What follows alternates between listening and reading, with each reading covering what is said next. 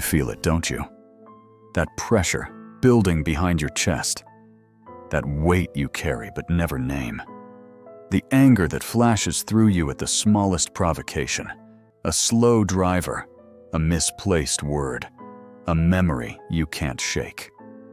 You tell yourself you're fine. You've been telling yourself that for years. But something inside you is rotting, and you know it. What if I told you that the very act of holding it all in, the way you've been taught to be strong, is slowly poisoning you from within? What if the mask you wear to survive is the very thing ensuring your destruction? Carl Jung saw this coming. He watched civilized men crumble not from external forces, but from the violence they inflicted upon themselves. The violence of denial, the brutality of repression. He understood something most of us spend our entire lives avoiding. The parts of yourself you refuse to acknowledge don't disappear. They grow stronger in the dark. Picture a man, any man. Maybe it's you. He wakes up every morning, puts on his uniform, whether it's a suit or work boots, doesn't matter. He smiles when he's supposed to smile. He swallows his rage when his boss humiliates him. He bites his tongue when his partner dismisses his feelings. Real men don't complain, he tells himself. Real men handle it. But handling it doesn't mean it goes away. Jung called this the shadow, the repository of everything we've deemed unacceptable about ourselves. Every tear you didn't cry, every scream you swallowed, every moment of weakness you buried. They're all there, fermenting in the darkness of your unconscious mind. In Jung's view, modern civilization demanded we amputate parts of our psyche to fit into its machinery. Men, especially, were told to sever themselves from their emotions, their vulnerability, their basic human need for connection and expression. Be productive, be strong, be silent. The message hasn't changed much since Jung's time. If anything, it's gotten worse. Social media shows us curated lives of perpetual success. The algorithm rewards those who appear invulnerable. We've created a world where admitting you're struggling feels like admitting defeat. So we repress, we perform, we pretend. Jung saw patients, successful men, respected men, who came to him empty. They had everything society told them to want, yet they felt nothing. Or worse, they felt everything but couldn't name it. The repression had worked too well. They'd become strangers to themselves. Let me tell you what Jung discovered in the depths of the human psyche. He found that repression doesn't eliminate unwanted aspects of ourselves. It transforms them into something far more dangerous. Everyone carries a shadow, Jung wrote, and the less it is embodied in the individual's conscious life, the blacker and denser it is. Think about that. The blacker and denser it becomes. What you don't face consciously will find other ways to express itself.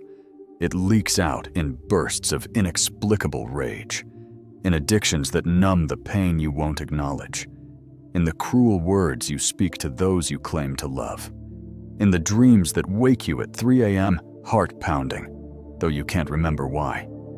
Jung studied men who'd spent decades building fortresses around their hearts. Successful men, strong men, men who'd followed every rule society gave them. And he watched them break, not dramatically. That would have been merciful. They broke slowly, piece by piece, until nothing remained but the shell of who they might have been. One patient came to Jung at 45, a respected businessman who couldn't explain why he felt dead inside. He had wealth, status, a family, but somewhere along the way, in his relentless pursuit of what he was supposed to want, he'd buried every authentic impulse, every genuine emotion, every aspect of himself that didn't fit the mold. The shadow he'd created through decades of repression had grown so large it eclipsed his entire personality. He was living as a ghost in his own life. This is what Jung meant when he said repression breeds destruction. It's not just that bottling up emotions is unhealthy. It's that the psyche will not be denied. What you repress returns as symptom, as projection, as the very thing you were trying to avoid. The man who refuses to acknowledge his own capacity for cruelty becomes cruel in ways he can't see. The one who denies his need for tenderness becomes hard in ways that break him. The person who won't face their own darkness projects it onto others, seeing enemies everywhere because the real enemy lives within.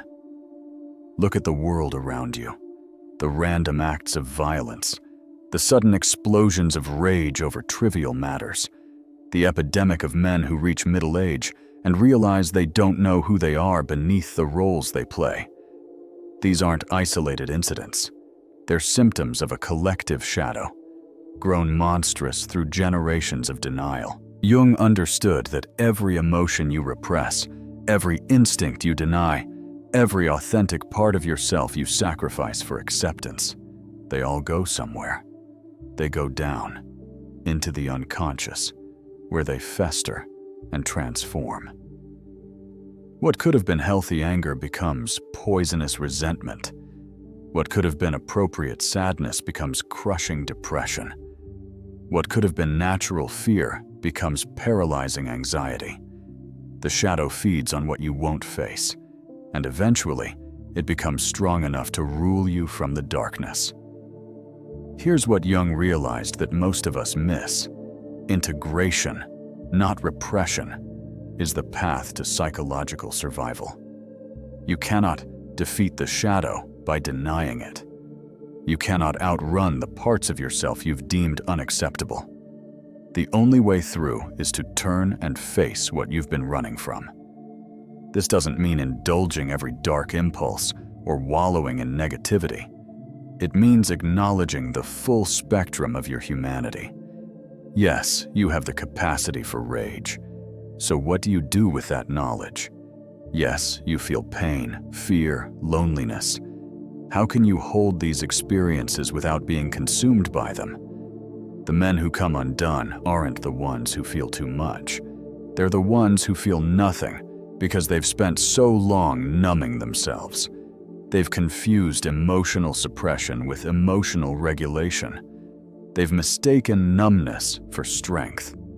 Real strength, the kind Jung advocated for, comes from conscious relationship with all aspects of yourself, including the ones that make you uncomfortable, especially those. When you acknowledge your capacity for destruction, you can choose not to destroy. When you admit your vulnerability, you can find authentic connection. When you face your shadow, it loses its power to control you from the unconscious. But this requires something most of us have been trained to avoid: honest confrontation with ourselves. It requires admitting that the mask you wear isn't who you are, that the strength you project might be hiding profound weakness, that the control you maintain is an illusion. Jung believed this work, the work of integration, was the most important task of human life. Not success as society defines it, not the accumulation of achievements or accolades, but the courage to know yourself fully, including the parts you'd rather deny. Because here's the truth: repression tries to hide. You are not just your acceptable parts. You are also your rage, your fear, your desire, your shadow. And until you claim all of it, you remain a stranger to yourself, vulnerable to forces you don't understand, controlled by the very things you refuse to see. So where does that leave you? Sitting here, perhaps recognizing yourself in these words, feeling that familiar tightness in your chest, that voice saying, "I'm fine," even as something inside you screams. Jung would say you have a choice. Continue the repression. Keep building that fortress. Keep feeding the shadow until it grows large enough to swallow you whole. Or begin the difficult work of integration. Start asking yourself what you're not allowing yourself to feel. What parts of you have you exiled? What would happen if you stopped performing strength and started practicing authenticity? This isn't easy work. It's terrifying to face what you've spent years avoiding. But the alternative, the slow death of repression, the gradual emptying of self until nothing remains but performance, is worse. The privilege of a lifetime, Jung said, is to become who you truly are. Not who you're supposed to be, not who others need you to be, but who you are, shadow and light, strength and vulnerability, all of it integrated into a whole human being. The question isn't whether you have a shadow. We all do. The question is whether you'll continue to let it rule you from the darkness, or whether you'll find the courage to bring it into the light. The pressure you feel building, that's not weakness. That's life trying to break through. The question is, will you let it? Or will you keep holding your breath until there's nothing left to hold? The choice, as Jung knew, is always yours. But remember, what you don't face within, you'll meet as fate without. The destruction repression breeds isn't metaphorical. It's as real as the emptiness you feel right now, and it's waiting.